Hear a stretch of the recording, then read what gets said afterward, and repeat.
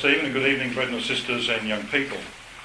We left Judah, of course, being the leader in the betrayal of Joseph, and we saw the motive for that, the prophet motive that was there in Genesis chapter 37 and verse 26. But because time was failing me, I failed to mention one important thing about what Joseph's brethren did to him. It says in the record that they stripped him of his coat. Remember that? They stripped him of his coat. They could have left him in his coat, couldn't they? But they stripped him of the coat, brothers and sisters and young people, because they hated the spirituality of Joseph. They disliked him immensely because he was the spiritual boy in the family. He was not popular for that reason. So they stripped his coat from him. And of course they took that coat, blood spattered, to tell Jacob that he'd lost his son, bringing about in Jacob's life one of the most horrendous periods of grief that the Bible ever records. Inconsolable grief that he went through for a very, very long time. 22 years, in fact, the length of the 38th chapter of Genesis. I think I might have said 15 earlier today. Incorrect. It was 22 years of grief that came upon Jacob. And that's the period that covers Genesis 38, 22 years. And in that there's packed a lot of things. And I suppose you're a bit like me. Sometimes when I read this record I think to myself, well, why is that there? Look at all the grubby things. Look at the things that Judah gets up to. Look at the things that we read in this chapter. And you wonder why it's there. Well, it's there for a very important reason, obviously. It's there because, you see, it sets forth the typical framework. We spoke briefly about that in our first study. Because the character of Judah is the character of the nation to whom Christ came. So what was Judah's problem? So let's just briefly summarise what we've just read in Genesis 38. In verse 1, he has friendship with the world, which James, when writing to the diaspora, says to them in James 4 verse 4, that friendship with the world is enmity with God. So that was his first problem. Then we read in verse 2 that he marries an alien. He marries outside the truth. In verses 7 to 10, he has two evil boys that Yahweh kills. I'll comment upon that in a minute. In verses 11 to 14, he's a covenant breaker. He fails to keep a promise to Tamar and is entrapped by it in due time. In verses 15 and 16, he's a fornicator, like Esau, Hebrews 12 and verse 16. And in verses 24 to 26, he's exposed as a hypocrite. And of course, hypocrisy was a major failing of the Jewish religion in the times of our Lord Jesus Christ. He was always pointing out the hypocrisy of the people to whom he came. Matthew 23 verse 13, not the least of those. So what we have here in the life of Judah in this 22 years after the betrayal of Joseph is actually an encapsulation of the character of the people that Christ had to deal with. Now I don't want to spend too much time on the grubby details, but we do have to spend a bit of time on it. Because you see, the meaty part of this study is actually at the end when you're all asleep. It's actually when we get to the end of Genesis 38. This is when we get to the meaty part, the beautiful part of Genesis 38. And the birth of those two boys from Tamar, Pharez and Zerah. And we're going to see just how wonderful that is.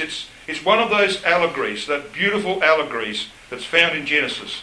Like the one that we've done in our readings today in Galatians chapter 4. We'll come to that a little bit later.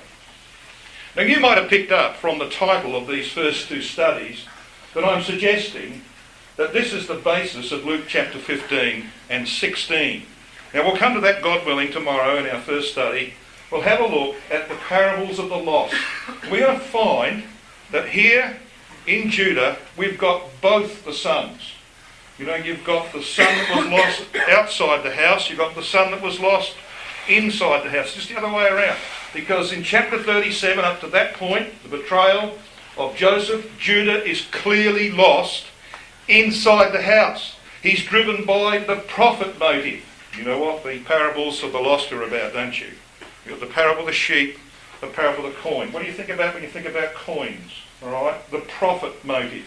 So we'll come to that and we'll show as best we can that what we have here in Judah is the whole package of what Christ encountered. And they are there in the parables of the lost of Luke chapter 15.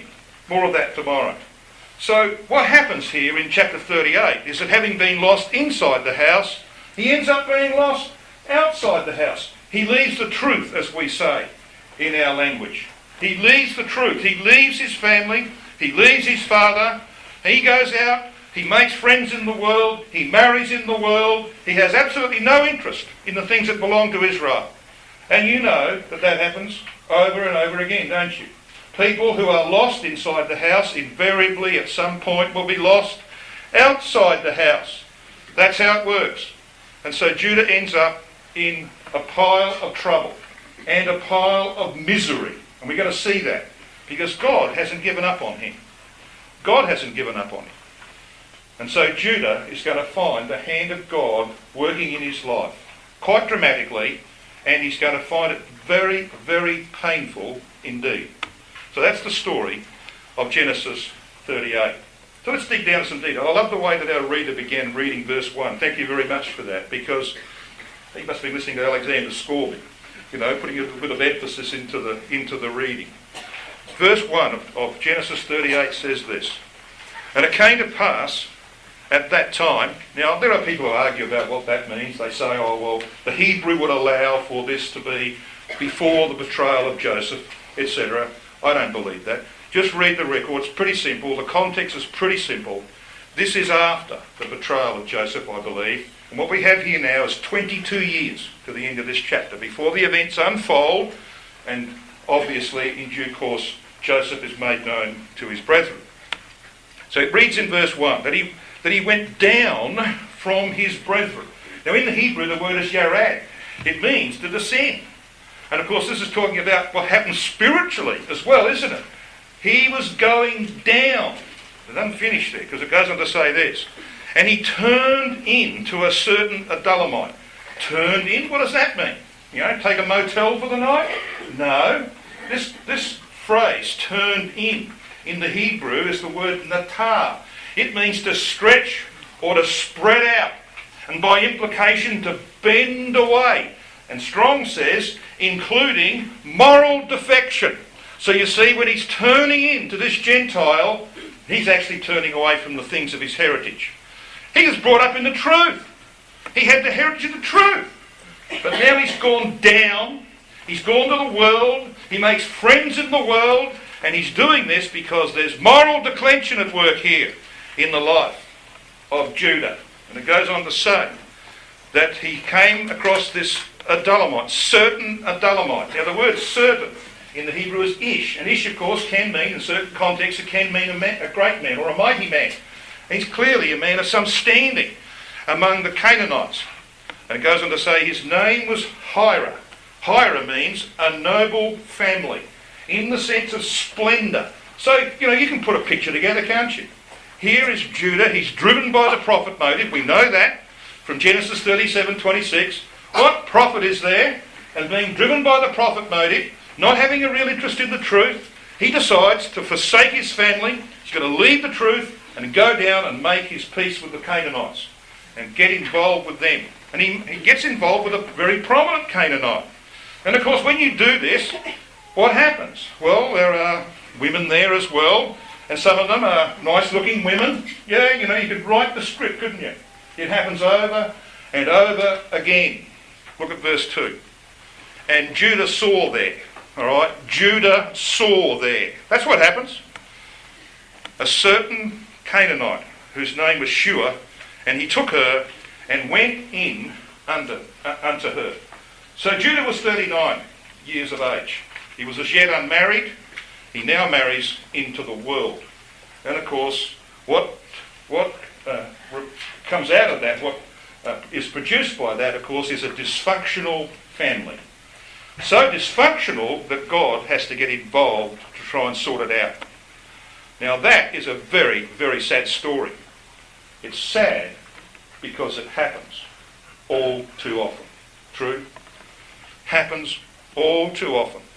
When young people or younger people lose sight of the heritage that they were given, You know, I often say when I stand before teenagers at Bible school, and I might say it again tonight after this meeting, I often say that the greatest blessing that God ever gave me was that I was born into a Christadelphian family. So I don't think I'd be in the truth if it wasn't for that fact, brothers and sisters. I think that's the greatest blessing that God ever gave me. But not everybody realises that, do they? And Judah didn't realise that. He didn't appreciate the heritage that he had. And sadly we see it over and over again. So there's a lesson to be learned here for our younger people. Appreciate the heritage that you were given by the accident of birth.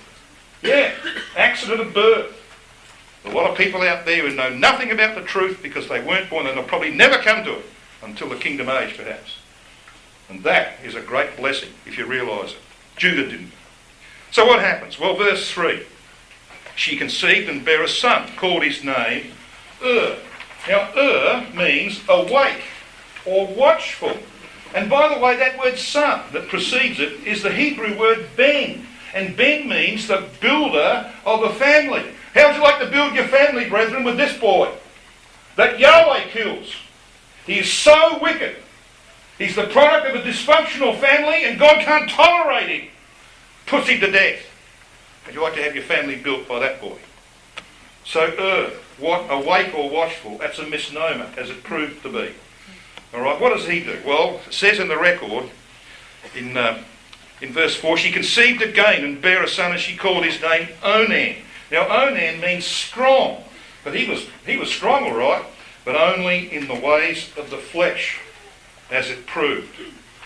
And both of these boys are going to end up in a box, both of them, because God gets involved.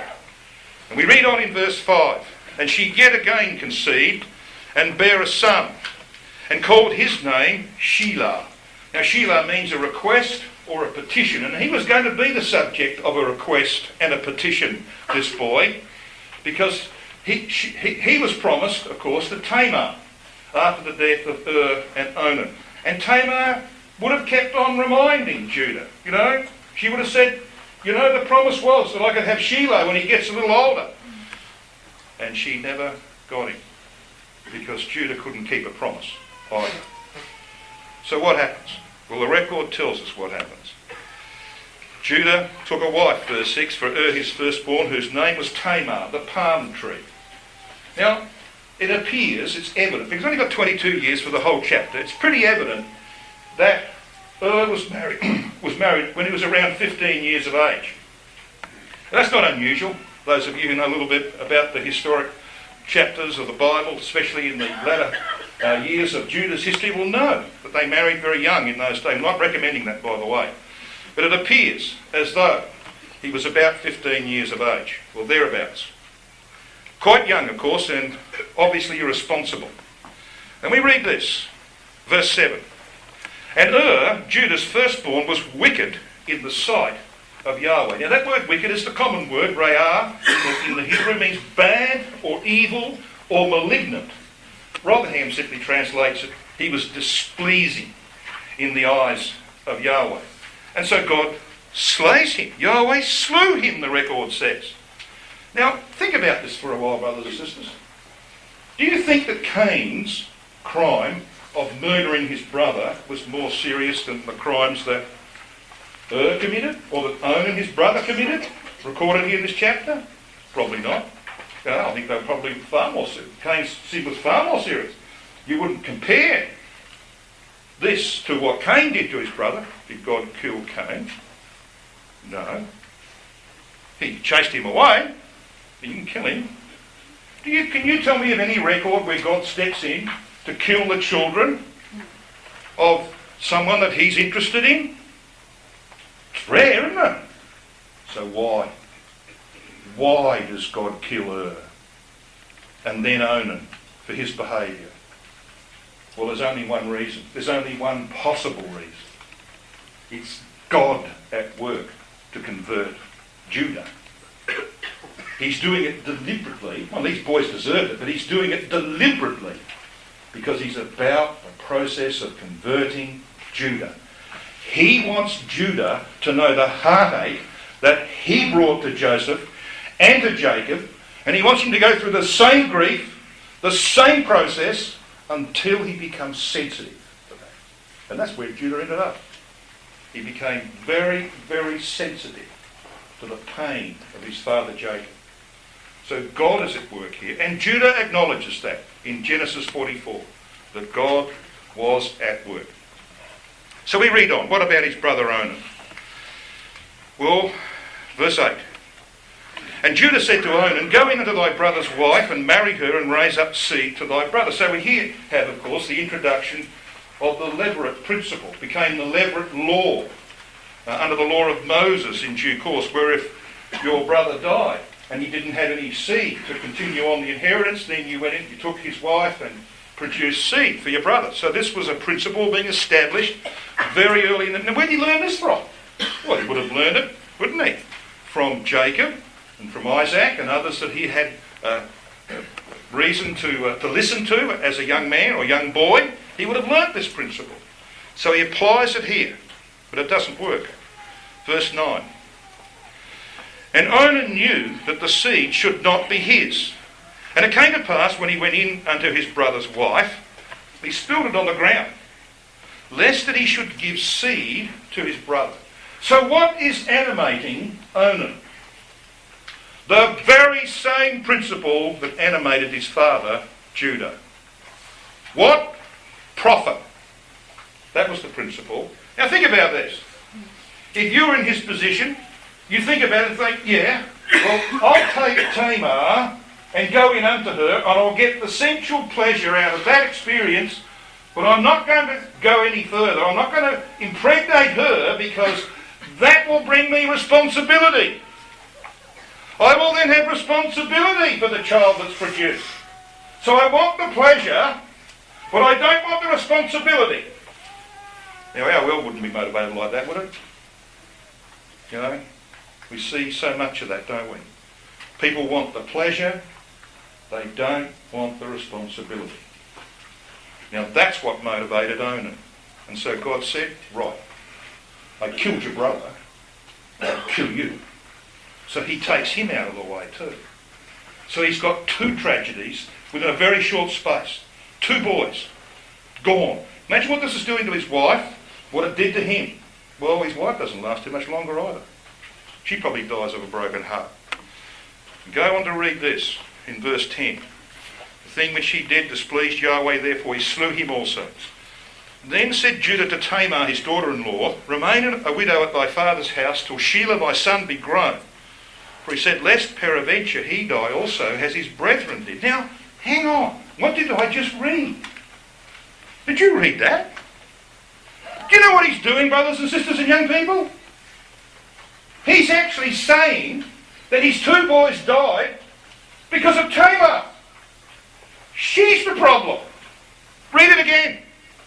In verse 11. Remain a widow at thy father's house. So the first thing he says to him, look, get out of here. I don't want you in my house. Because you're a problem. You go and live in your father's house. Yeah, you put on your widow's garment. Go and live in your father's house. I don't want you around here. And then we read this. Till Shelah my son be grown, for he said, lest peradventure he die also. He's implying that the problem was not or Onan. It was Tamar. And that's why he didn't give Shelah to Tamar. Even when he came of age, at the same age that and Onan were, about 15, and she knew that. She knew what age they were. And when Shelah got to that age and she was not given to him as wife, she knew something was wrong. He was blaming her for the death of his sons. Now this would never happen. We would never have this happen in our community, would we?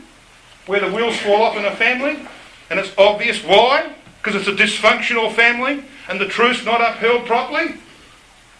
And we wouldn't blame anybody else for that, would we? Oh, I happen to know it happens. We can never see, can we? We can never see the problems in our own. Jacob couldn't see the problem with Rachel. Remember the perfunctory search that he made of her tent? You ever look at the record of Genesis where it tells us that he searched the tent in Genesis 31. He went to Jacob's tent, then he went to Leah's tent, then he went to the handmaid's tent, Then he went to Leah's tent. Then he went to Rachel's tent. He suspected Leah. He did not suspect Rachel.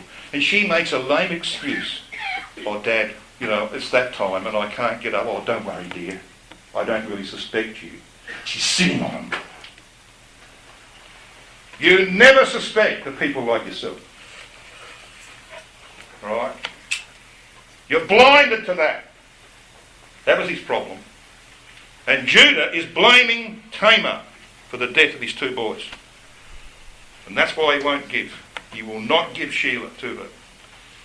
We read on in verse 12. In the process of time, the daughter of Shua, Judah's wife, died. So here's the 3rd tragedy in a short space of time. You know what it's like. I don't have to tell you anything about this, do I? You get tragedies happen like that. It rocks you to your foundations. Now this has got, it's a triple whammy. A triple whammy. He's lost 2 boys, and now he's lost his wife. And we know he's grieving. You know why we know he's grieving? Because it says in verse 12, and Judah was comforted. So how's he going to get his real comfort, do you think? What's he going to do to sort of get rid of this grief that he's feeling? Well, go back to the prophet. Go back to the prophet. So it says at the end of verse 12, he went up to his sheep shearers to Timnath, he and his friend Hira the Adullamite. So they go back to business. That'll take the pressure off. All right? But unfortunately, he's forgotten something. He's forgotten the promise that he made to Tamar, that she would be given to Shelah, his 3rd son, when he came of sufficient age. He's forgotten the covenant that he made. So he's a covenant breaker as well. He puts profit before anything else. But Tamar's not going to have anything of this. She's not going to have any part of that. She takes the law into her own hands and she prepares herself to trap Judah, to trap him, so that we read in the record that she prepares herself by a place called Enaim.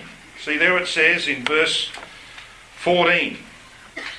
She put her widow's garments off from her and covered her face with a veil and wrapped herself, sat in an open place.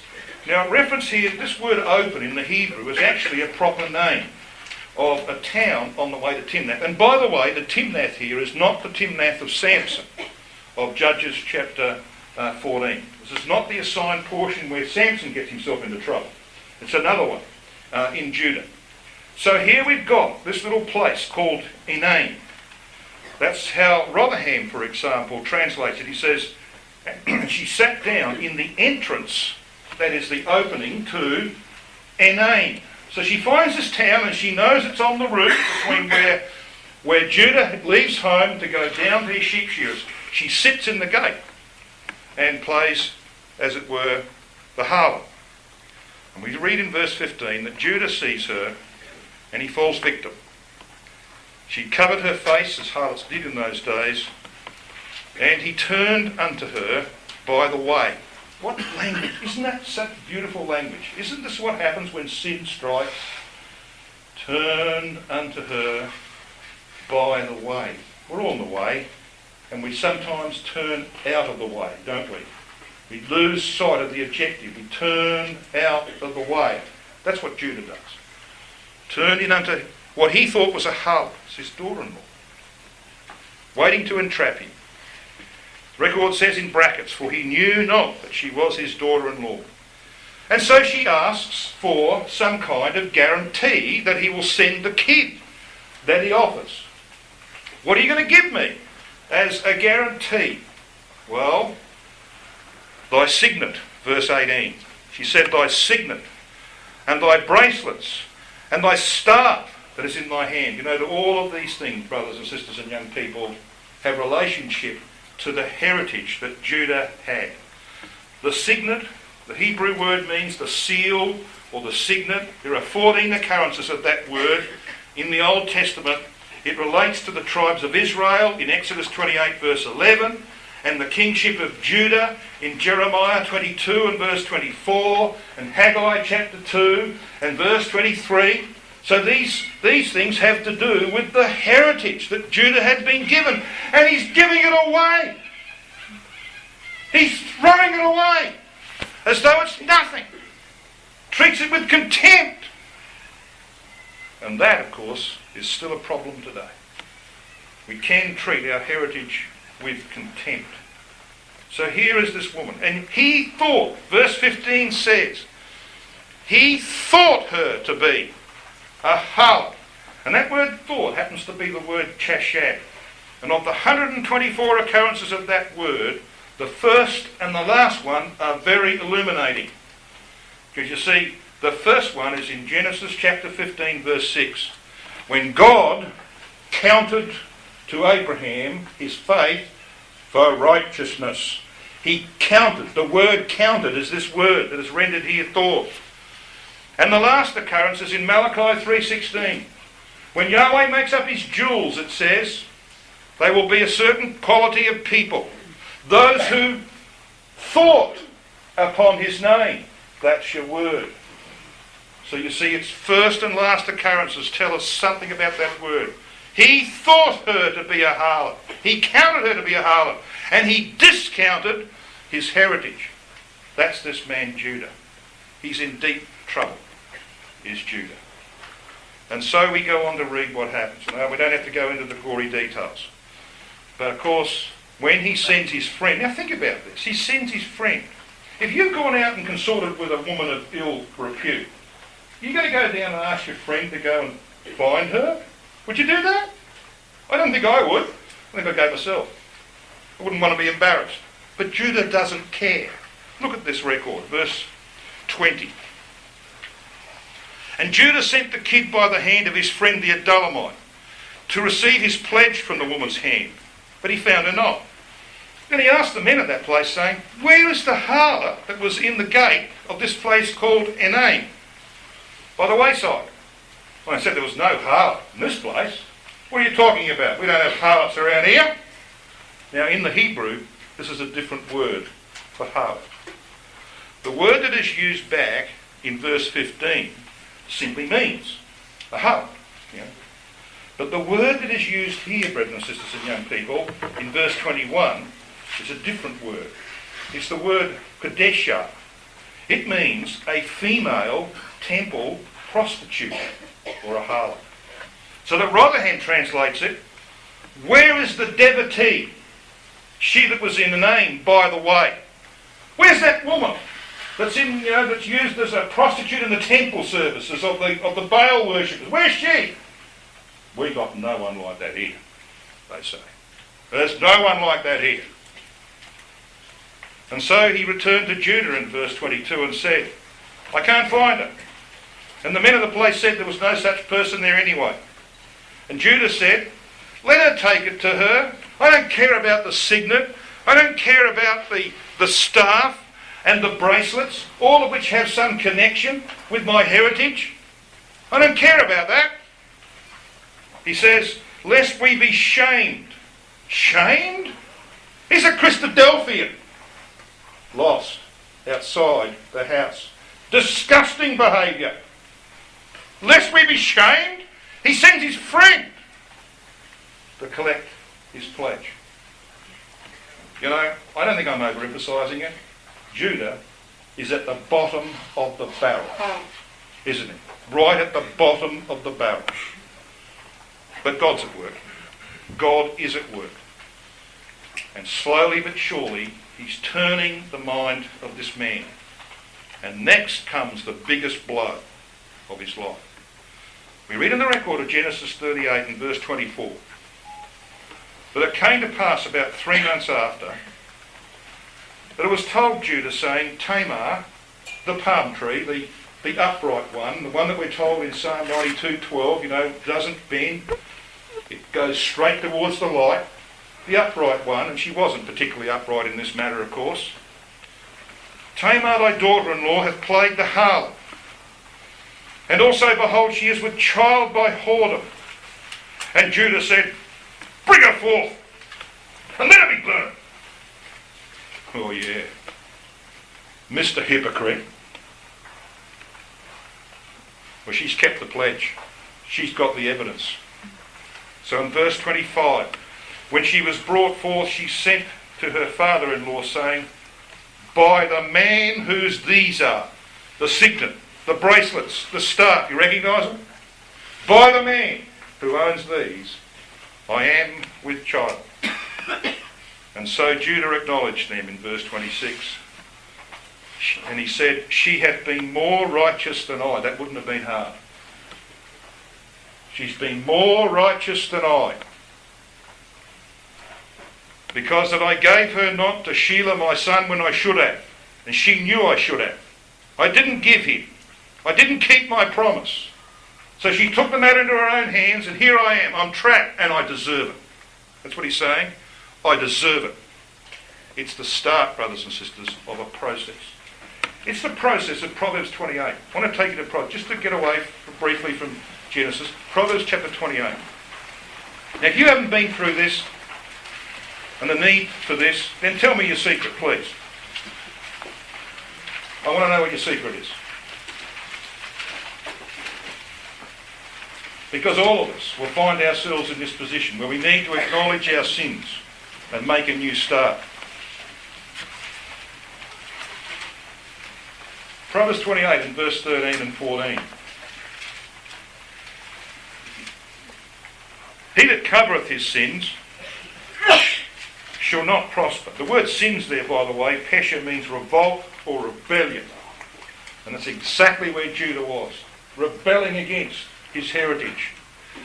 He that covereth his sins shall not prosper. But whoso confesseth and forsaketh them shall have mercy. There's not, maybe. Confesseth and forsaketh shall have mercy.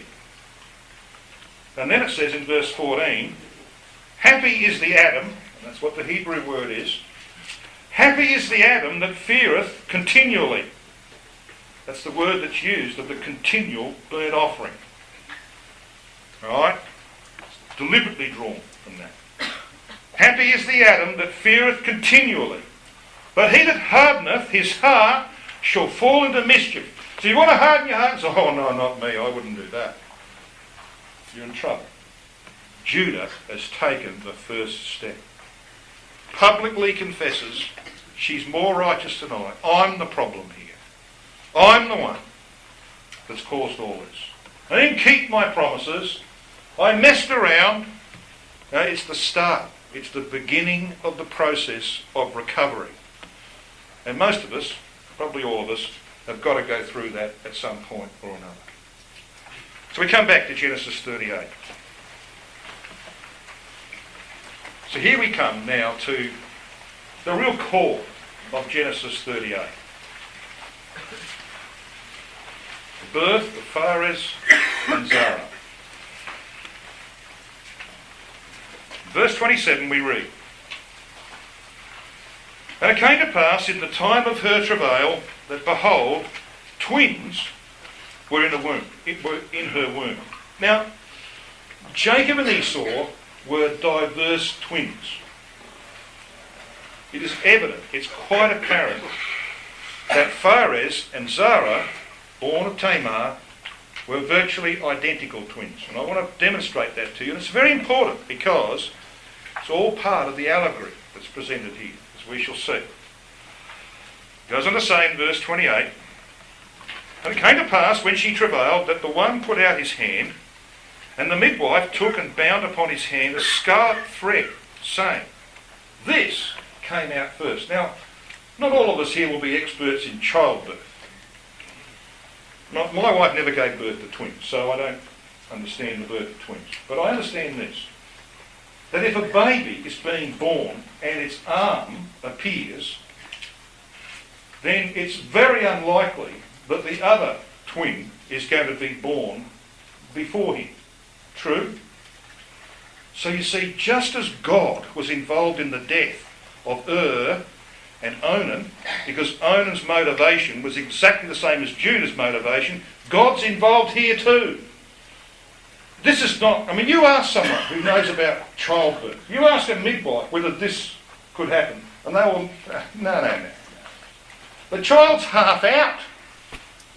You can't have the guy behind being born before. That's not going to happen. It does happen. So why?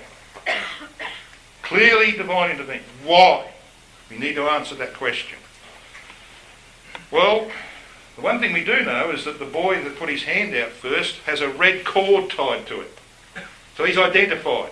All right? You know he's going to be born second because he comes out second. But it looked as though he's going to be born first. It's very important. Verse 29. And it came to pass as he drew back his hand that behold his brother came out. And she said, what's going on here? How hast thou broken forth? This breach be upon thee. Therefore she called his name Phares. Now Phares as a name means a breach. That's what the root word Peretz is rendered there, breach. That's how you get this name, Phares. So it has this idea of breaking forth or a breach. Then verse 30 says, and afterward came out his brother that had the scarlet thread upon his hand, and his name was called Zara. Now Zara means rising, or from the east, the brightness of the rising dawn. Okay, so this boy is named. The light that's going to develop, well, we're going to see the part that he plays in the divine scheme of things. So what about this red cord? You know, it's beautiful because it goes off into the rest of the scriptures, this red cord. The words we have here in verse 28 are a scarlet thread. In the Hebrew, the word is shani. Scarlet, crimson, properly, of course, the insect Coccus ilicis, the dried body of the female yielding the colouring matter from which they made the dye, which used for dyeing cloth, to scarlet or crimson. And so this word is commonly used, of course, under the law. Shani occurs 42 times in the Old Testament. The 33 occurrences in the law of Moses are always with the other Hebrew word tola, the crimson grub. So they used to have this grub that had this strong red colour in it, and they dried it and got that, and they used it as a dye. So there's a red scarlet cord. As I said, it's going to play a very important part in history to come. So what we have here, brothers and sisters and young people, is a divine allegory. Now before I launch into it, I want to take you to Galatians chapter 4, because this is in our readings for today, the New Testament.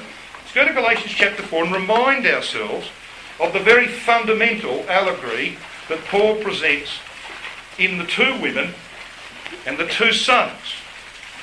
The two women, of course, are Hagar and Sarah, and the two sons are Ishmael and Isaac. We need to wrap our minds around this allegory because we're going to find that it occurs twice more in the record of Genesis. And here in Genesis 38 is one of them. The other one's going to be Genesis 48. We'll come to that later on in our studies, God willing. So here in Galatians 4, Paul says in verse 21, tell me, he says, ye that desire to be under the law, do ye not hear the law? For it is written that Abraham had two sons, the one by a bondmaid, the other by a free woman. Now we know who these are because it goes on to tell us. But he who was of the bondwoman was born after the flesh, but he of the free woman was by promise. Which things are an allegory, says Paul. For these two are the two covenants. So the two women represent two covenants. So who are they? The one from Mount Sinai, that's the law of Moses. Hagar represents the law of Moses in the scheme of things. She is the type of the law of Moses. And the children, or at least the son that she produced, Ishmael, is characteristic of the kind of children that unfortunately the law produced. Ishmael was circumcised at age 13. The Jews boasted about circumcision. He might have been circumcised in flesh, but like those who followed him, he was not circumcised in heart. So he's a very fitting type of Jews living under law. So Hagar represents the law of Moses, given at Sinai, Ishmael those living under the law. Verse 25 tells us that. For this Hagar is Mount Sinai in Arabia, and answereth to Jerusalem, which now is, and is in bondage under the law with her children. Then we read this in verse 26. But Jerusalem, which is above, is free, which is the mother of us all. For it is written, and this is a quotation, of course, from Isaiah 54, verse 1, Rejoice, thou barren that bearest not.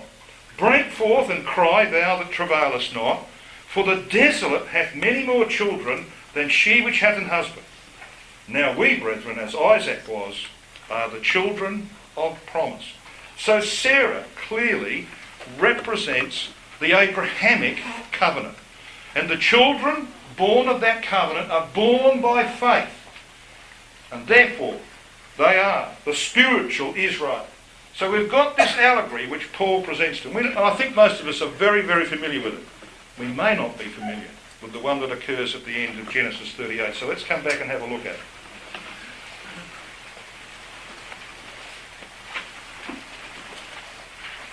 So which came first? In the order of things. The Abrahamic covenant or the Mosaic covenant? You answer me, they were 430 years apart. The Abrahamic covenant came well before the law of Moses. True? 430 years. So the Abrahamic's first, the law of Moses is second. So who was going to be born first here? Well, Zara. He was the one that popped his hand out. And the red cord goes around it. Then he pulls his hand back and his brother pops out before him. Yeah, that's exactly how it happened. God gave the Abrahamic covenant first, brothers and sisters, but it was not confirmed until the sacrifice of Christ. It came first in the order of things, but it was not confirmed until Christ came and made the sacrifice to confirm the promises made to the fathers. What about the Mosaic? Well, that was confirmed in Exodus 24. When Moses took... Let's have a look at Exodus 24. Because it actually talks there about the firstborns who do the job of priests. We read this, verse 3 of Exodus 24. And Moses came and told the people all the words of Yahweh and all the judgments, and all the people answered with one voice and said, All the words which Yahweh has said will we do. Moses wrote all the words, rose up early in the morning. He built an altar. He made 12 pillars to represent the 12 tribes of Israel. And he sent, in verse 5, the young men of the children of Israel. So who were they? Well, not just any ordinary young men. These were the firstborn. You know the ones that were swapped for the Levites in Numbers chapter 3? Before the Levites were appointed as the priestly tribe, it was the young men, the firstborn of Israel, that were the priests of Israel. So they were the ones who brought the offerings here. So what does Moses do with them? Well, he takes the blood in verse 6, puts it in basins, and he sprinkles on the altar in verse 6. In verse 7, he takes the book of the covenant and he sprinkles that after reading it in the audience of the people, and he sprinkles the people in verse 8. So you see, the law of Moses was confirmed by blood at Mount Sinai. That's why, you see, at the beginning of Exodus 24 it says that the people of Israel couldn't come near the mountain and only Moses was to go near Yahweh. But later on in Exodus 24 you read in verses 9 to 11 that 70, Nadab and Abihu and 70 others went up to have a fellowship meal. God was in fellowship with Israel. The law of Moses had been confirmed by blood. But it was going to be a long, long time before the Abrahamic covenant would be confirmed by the blood of Christ. So the Abrahamic comes first in the order of delivery, but it's second. Now I want to show you two passages where Paul talks about this. Hebrews chapter 8.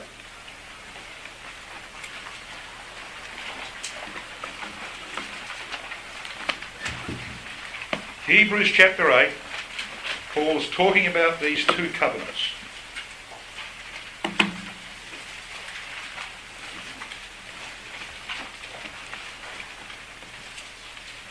He says in verse 7, for if that first covenant, and by that of course he means the law of Moses, first to be ratified by blood, that first covenant had been faultless, then should no place have been sought for the second. So the Abrahamic is called the second. But hang on, the Abrahamic covenant was given 430 years before the law. Yeah, it was. But it was not ratified by blood, not confirmed by the sacrifice of Christ. So Paul calls it the second. Now have a look at Hebrews chapter 10 and verse 9. How are you coping with that? All right? Managing it? It's all part of this wonderful allegory in Genesis 38. Hebrews chapter 10 and verse 9. Then said he, Lo, I come to do thy will, O God. He taketh away the first, meaning the law of Moses, that he may establish the second, meaning the Abrahamic. All right? So Paul calls the law of Moses the first and the Abrahamic the second. Even though the Abrahamic was given before. It was born, as it were, in a sense, born before the Mosaic. That's exactly what happens in Genesis chapter 38, isn't it?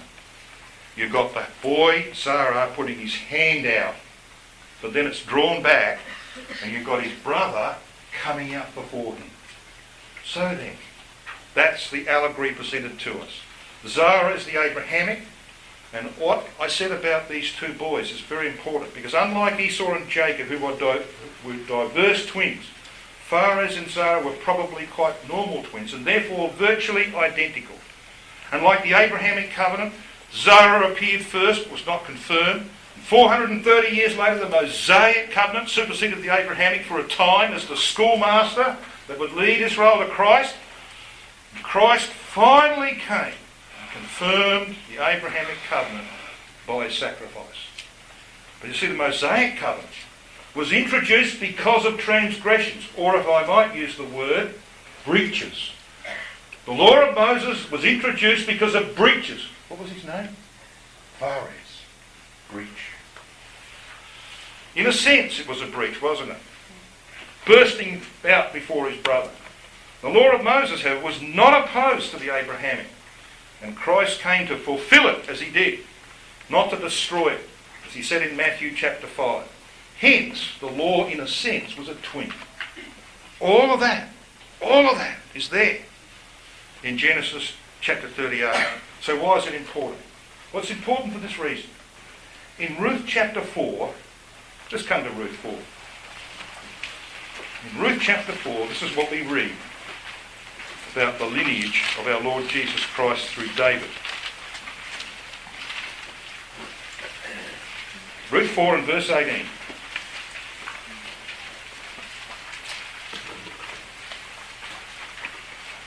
We might ask the question, brothers and sisters and young people, if Pharez in the allegory represents the law of Moses, why was Christ in the line of Pharez?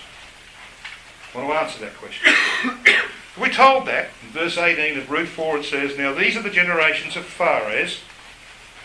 Pharez begat Hezron, Hezron begat Ram, Ram begat Aminadab, begat Nashon, begat Salmon, begat Boaz.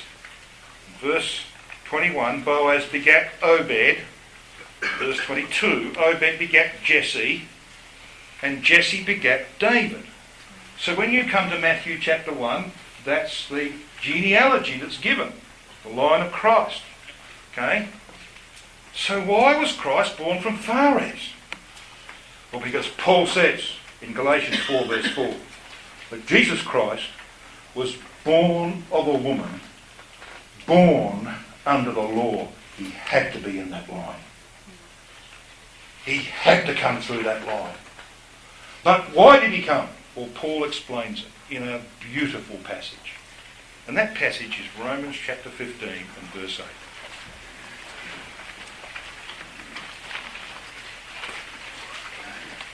8. Now I recognise that this is maybe a little complicated in part, but you'll see the reason for it in a minute.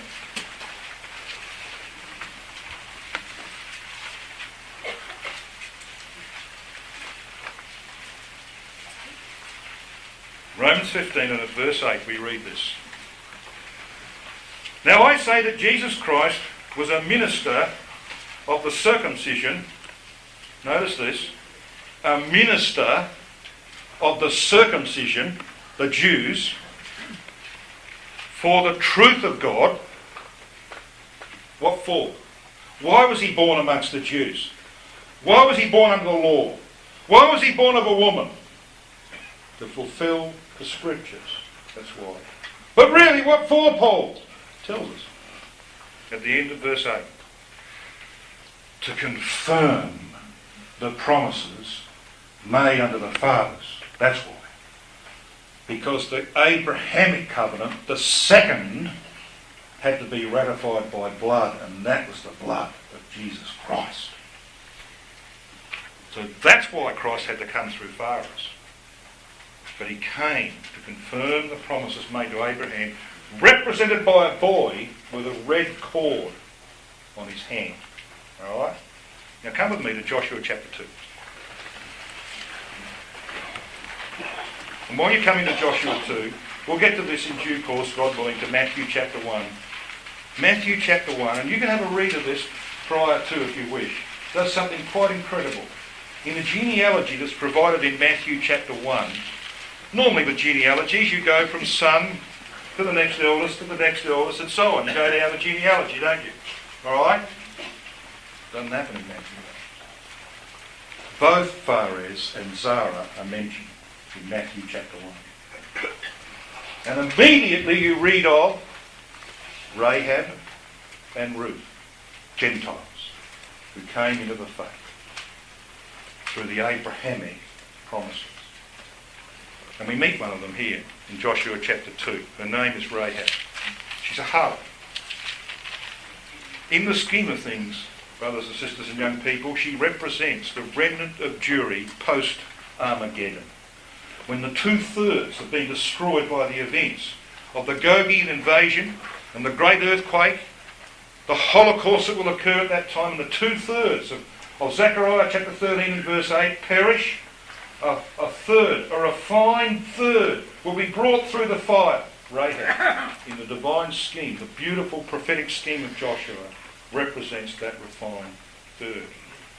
How do we know? Well, there's many indications. You know what they do to Rahab and her household? Do they come straight into the camp? No. They're left outside the camp. Outside the camp. Until there's a cleansing. And then they're brought in. And when she comes in, she marries who? Salmon. He's in the line of Judah. And through her is going to come, ultimately, the Lord Jesus Christ. She's a red cord lady, is Rahab. Let's have a look at it. I only want one verse in Joshua 2. It's verse 18. Because you know the story, don't you? You know how she receives the spies? She lets them down by a cord. Yeah, a red cord. And what did the spies tell her to do with that red cord? Well, they said, tie it in the window. And when we come, if you and your house are here in this place, you'll survive. You'll survive because of faith. So she puts the red cord in the window. Look at verse 18. Behold, when we come into the land, thou shalt bind this line of scarlet thread, so here's our word, scarlet thread, in the window, which thou didst let us down by. And thou shalt bring thy father and thy mother and thy brethren and all thy father's household home unto thee. And it shall be, if it goes outside the doors, will perish. You stay in here, with that red cord in your window, you're safe. Well, I think some of you might know. That little word line there. So the word line in verse 18, it's the Hebrew word tikvah. Tikvah. You've heard of ha-tikvah, yeah? This is the Hebrew word that is rendered preeminently hope or expectation. Now that is interesting, isn't it? Put this line, this scarlet thread, which is all about the hope of Israel, which you now have burning in your heart, Rahab. And you'll survive. So the red cord plays a very important part in the life of Rahab the harlot, and she ends up in Matthew chapter 1. We'll get to that in due time. Now come to chapter 7 of Joshua. There's another man who belongs to Judah, the tribe of Judah. And in the scheme of things, Achan, the troubler of Israel, sets forth the type. Joshua chapter 6 is the Armageddon chapter of the book of Joshua. Joshua 7, we have the cleansing of the house of Judah. What's the very first thing that Christ will do as a result of and immediately after Armageddon? You all know. He will cleanse the house of Judah. Save the tents of Judah first. And we'll come to this a bit more in later studies.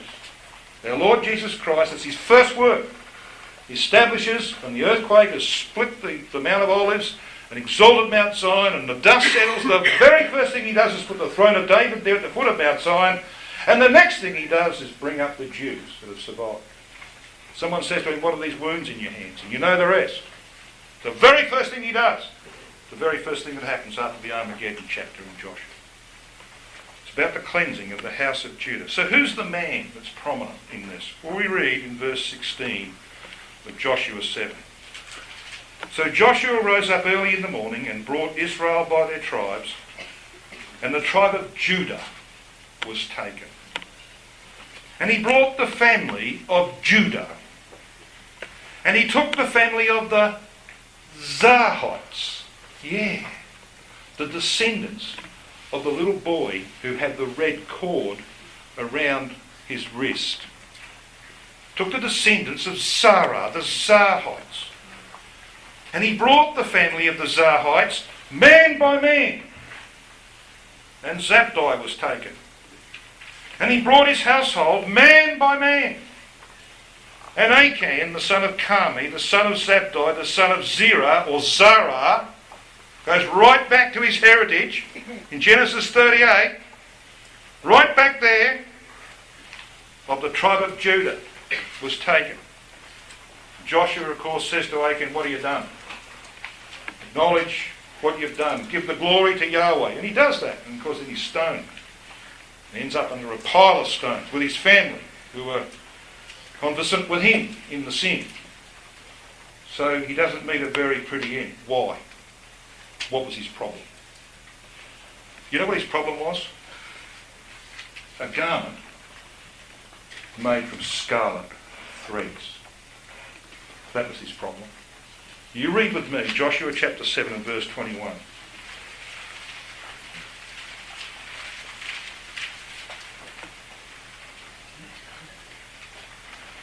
When I saw among the spoils a goodly Babylonish garment, don't need to read the rest. If we were doing this from a different perspective, we would read the rest. That's all I want. You know what those words are in Hebrew? Babylonish garment. Shinar Adareth. Shinar. What do you know about Shinar? Well, wasn't that the place that Nimrod took his rebels to build the tower? To rebel against Yahweh? Yes. Yeah. But who was Nimrod's wife? Semiramis. Did you know, brothers and sisters, that the name Semiramis is a Greekised form of an Akkadian name? It's the original language of the area where Nimrod came from. Not that far from Ur the Chaldees, by the way. Alright? In the Akkadian, Semiramis' name was Summa Amat. When you take that Akkadian word, Summa, and bring it to Hebrew, you know what you get? Shinar. So this garment that Achan took from the city of Jericho, which was devoted to destruction because it was the centre of Babylonian worship in Canaan and represented everything that Nimrod stood for, He took a Babylonian garment, which was a priestly garment, by the way. He's destroyed. And here is a man who has a heritage. The forefather was born with a red cord on his hand. And he doesn't appreciate his heritage. I wonder who he's like. I think he might be a little bit like Judah, who doesn't appreciate his heritage. But there's a woman who puts a red cord in a window who's only just heard about the truth because she really believes in the hope of Israel, like you and me. So we've set the basis. The stage is set for the recovery of Judah in the events of Genesis 38. You know how he ends up in that chapter? Bereft of 2 sons, bereft of a wife, publicly humiliated, has the birth of these 2 boys in the most unusual circumstances, and then you know what happens? Drought hits. And all his profit making and all his prosperity goes out the window, and he's forced back to his home. He goes back to Jacob, and things are happening in his mind. In our next study, God willing, we're going to see that the setting of the stage by Yahweh, working in this man's life, is bringing about a gradual change. A series of disasters involving personal loss have made him now reflective of the sufferings and the grief of others, especially of his father Jacob. And this is the man who in our study tomorrow is going to say, in the presence of his brothers, in the presence of Joseph, who he doesn't know yet, he's going to say, I'm not leaving Benjamin here because I can't do to Dad what we did 22 years ago. Can't do it. What a change. You know the lesson we're going to learn from that, brothers and sisters and young people? God can save anyone if they'll respond. You can be right at the bottom of the barrel. But if you suddenly wake up to yourself that God's at work in your life, he can do for you what he did for Judah.